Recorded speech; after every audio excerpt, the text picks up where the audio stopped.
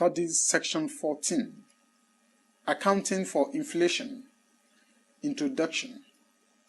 Inflation affects the financial position and performance of a corporation in ways that can result in inefficient operating decisions by managers who do not understand inflation's impact.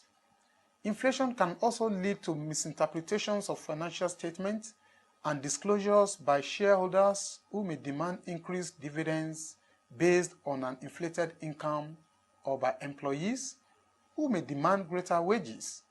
In this study section, we will evaluate the historical cost accounting and examine the alternative accounting methods during inflation periods. Objectives. At the end of this study section, you should be able to 1. Criticize the historical cost accounting methods during inflation, and 2. Describe different alternatives to historical cost in such situation. Pretest. 1. What are the advantages and disadvantages of historical cost accounting? 2. Using depreciation figure as an example, describe the impact of depreciation on accounting records. 3. Briefly describe the following alternatives to historical cost accounting: general purchasing power accounting, current cost accounting, current value accounting, and current purchasing power accounting. Content. A. Historical cost accounting. In historical cost accounting, HCA, assets are recorded at the amount of cash or cash equivalents paid, or the fair value of the consideration given for them. Liabilities are recorded at the amount of proceeds received in exchange for the obligation. The advantages of HCA include the following. Accounting records are based on objectively verifiable amounts, actual cost of assets, etc. It is simple and cheap. The profit concept is well understood. It provides a basis for comparison with the result of other companies for the same period or similar periods. Lack of acceptable alternatives. The disadvantages of HCA include the following.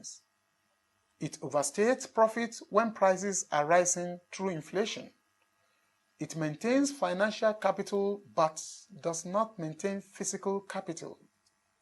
The balance sheet does not show the value of the enterprise. It provides a poor basis for assessing performance. It does not recognize the loss suffered through holding monetary assets while prices are rising. B. Accounting and inflation. Inflation may be defined as an increase in the general price level or a decrease in the purchasing power of Naira. The general price level is the weighted average of the prices of all goods and services in the economy. You can measure changes in the general price level through a general price index.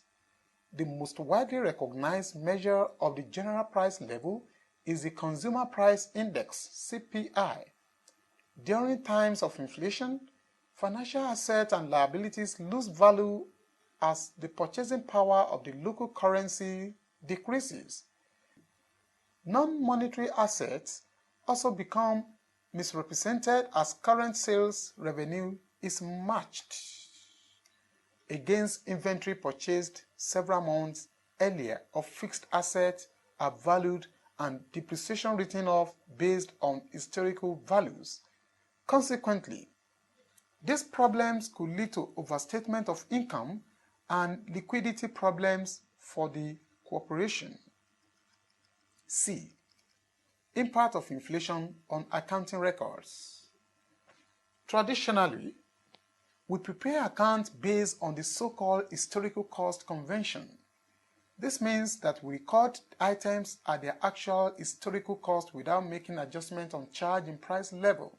For example, depreciation charges based on historical cost could never provide enough funds to replace worn-out fixed assets because of inflation. The greatest single challenge to the accounting profession today is to develop new accounting methods that will correct this. Such accounting method should bring financial statements into account with the economy reality of an inflationary environment.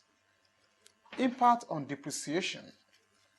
Without inflation, depreciation allocates the original cost less estimated residual value of a non-current asset over its estimated useful life. If depreciation is charged in the income statement, then by reducing the amount which can be paid out as a dividend, funds are retained within the company rather than paid to the shareholders. When the time comes to replace the asset, management must ensure that those funds are available in a sufficiently liquid form.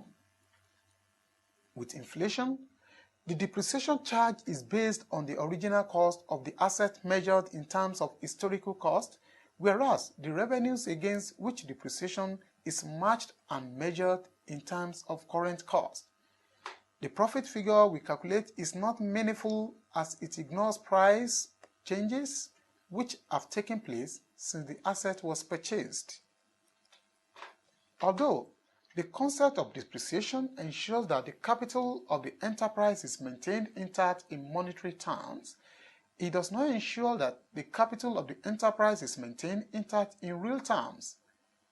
The accumulated depreciation at the end of this asset's useful life will fall short of its replacement costs.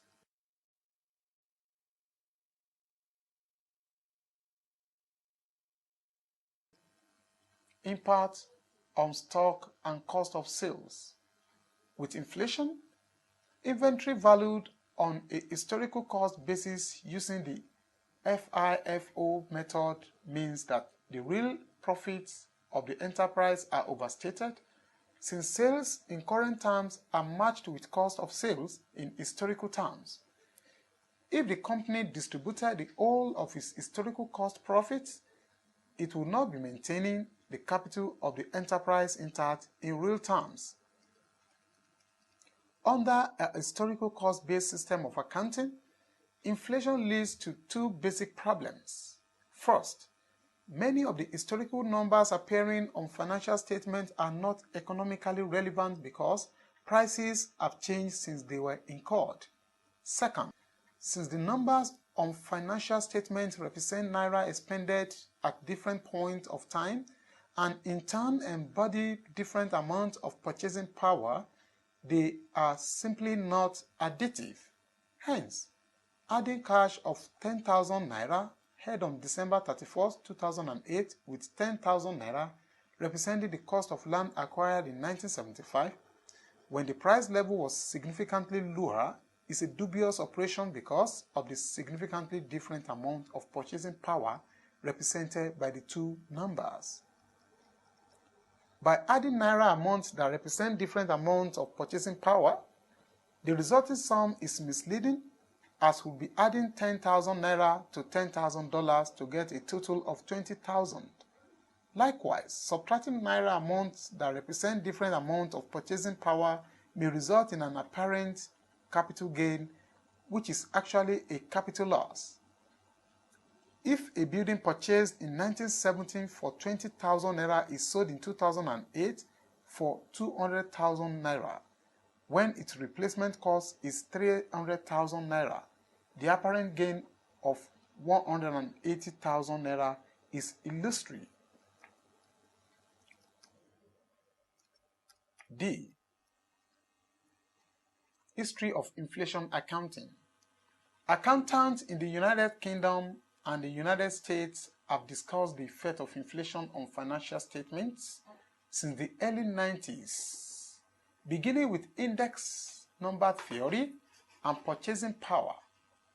Evan Fisher's 1911 book, The Purchasing Power of Money, was used as a source by Henry W. Sweeney in his 1936 book, Stabilized Accounting, which was about constant purchasing power accounting.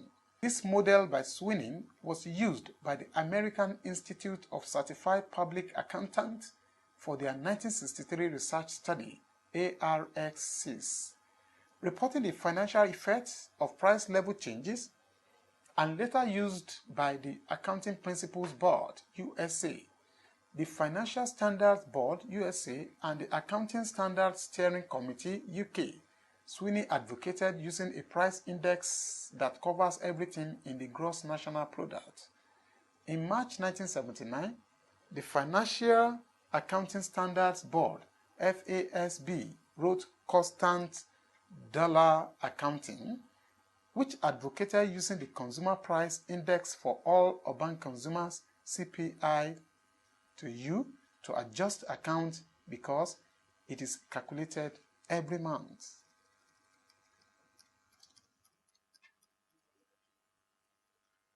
During the Great Depression, some corporations restated their financial statement to reflect inflation. At times, during the past 50 years, standard-setting organizations have encouraged companies to supplement cost-based financial statements with price-level adjusted statements. During a period of high inflation in the 1970s, the FASB was reviewing a draft proposal for price-level adjusted statements when the Securities and Exchange Commission (SEC) issued ASR 190, which required approximately 1,000 of the largest U.S. corporations to provide supplemental information based on replacement cost. The FASB withdrew the draft proposal. E. Alternatives to historical cost accounting. Alternative approaches to modifying accounting process to cope with inflation are: 1. General purchasing power accounting. 2. Current cost accounting, current value accounting. And 3. Current purchasing power accounting.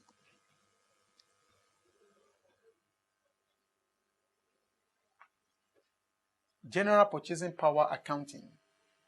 General purchase power accounting is designed to maintain the real purchasing power of capital in an entity by accounting for changes in the general level of prices, the general purchasing power of money. Non-financial items in the financial statement are restated to reflect a common purchasing power, usually at the ending balance sheet date. An issue associated with GPP accounting concerns the addition of financial assets and liabilities, since they also lose purchasing power during an inflationary period. Another issue concerns the nature of the index used to make the GPP adjustments, since the CPI, which is the most widely used index, may not reflect the change in prices that directly affect a given corporation. Current cost accounting, CCA. Under that method, we record items in the financial statement. Current value to the business value is the value that will be lost if the business is deprived of the item. The term deprived value is used to describe value to the business. Thus, current cost accounting shares the effect of specific price changes rather than changes in the general price level. For example, you record fixed assets at their net replacement cost. Current value accounting is concerned that the price of specific assets has changed, whereas GPP accounting is concerned that the value of money has changed. Under current value accounting, assets are revalued to either their replacement value or their current exit price. An issue with current value accounting involves the accurate determination of current values using indices, estimates, or appraisals. Also, whether the value reassigned to the asset should reflect the same asset being replaced, or whether the value should account for a similar asset with newer technology. In addition, questions remain on whether the gains and losses that result from the revaluation should be reflected on the income statement or the balance sheet. Current purchasing power accounting, CPP. Under this method, You adjust the historical cost in the financial statement to the equivalent amount of purchasing power. In doing this, you make use of measures of charges in general price level like the Consumer Price Index. To prepare a CPP financial statement, you will record income, expenditure, assets, and liabilities using current purchasing value of Naira. You will not adjust the values of monetary assets and liabilities, which include items like cash, debtors, creditors, and loans capital. CPP cost is equal to current price index over old price index times historical cost. F. Which approach is better? All the methods provide a correct measure of income, but each approach uses different definition of costs. The real question confronting accounting profession is which of these alternative measures of income is the most useful to decision makers. This question is being considered very carefully by the Accounting Standard Board. However, there is not yet widespread agreement as to the answer. G. International Standard for Hyperinflationary Accounting. The International Accounting Standards Board defines hyperinflation in IAS 29 as the cumulative inflation rate over 3 years is approaching or exceeds 100%. Companies are required to restate their historical cost financial report in terms of the period and hyperinflation rate in order to make this financial report more meaningful. Example 1. Derivative Computer Limited prepares its account on 30th June. The company bought in September 2006 a printer for 10,000 Naira, sold it in February 2007 for 10,800 Naira. When the replacement cost was 10,400 Naira, the general price indexes were 100 and 110 for 2006 and 2007 respectively. You are required to ascertain its profit and loss on their printer under the historical cost accounting, current purchasing price accounting, and current cost accounting.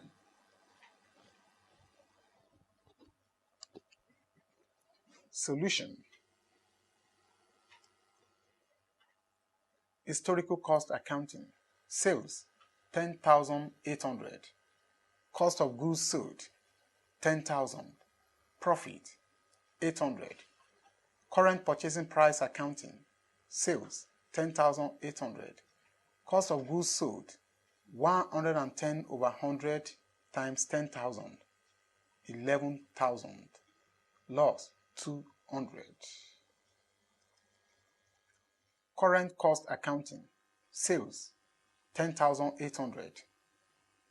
Cost of goods sold, 10,800. Profit, 400. Example 2.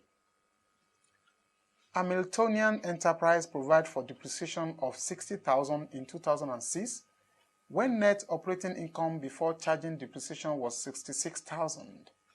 Assuming the company used general price index to adjust for changes in general price levels, you are required to complete the table below. General price index 2006 100, 2007 105, 2008 110.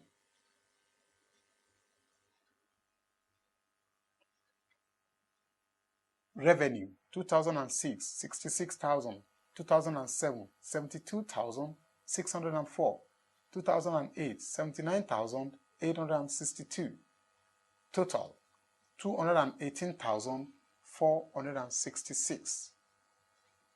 Depreciation 2006 60,000. Operating income 2006 6,000. Purchasing power loss. Net income. Solution. General Price Index 2006 100, 2007 105, 2008 110, total new. Revenue 2006 66,000, 2007 72,604, 2008 79,862, total 218,466. Depreciation 2006 60,000, 2007 63,000 A, 2008 66,000 B, total 189,000. Operating income 2006 6,000, 2007 9,604, 2008 13,862, total 29,466. Purchasing power loss 2006 nil, 2007 3,000 C, 2008 6,000 D, total 9,000.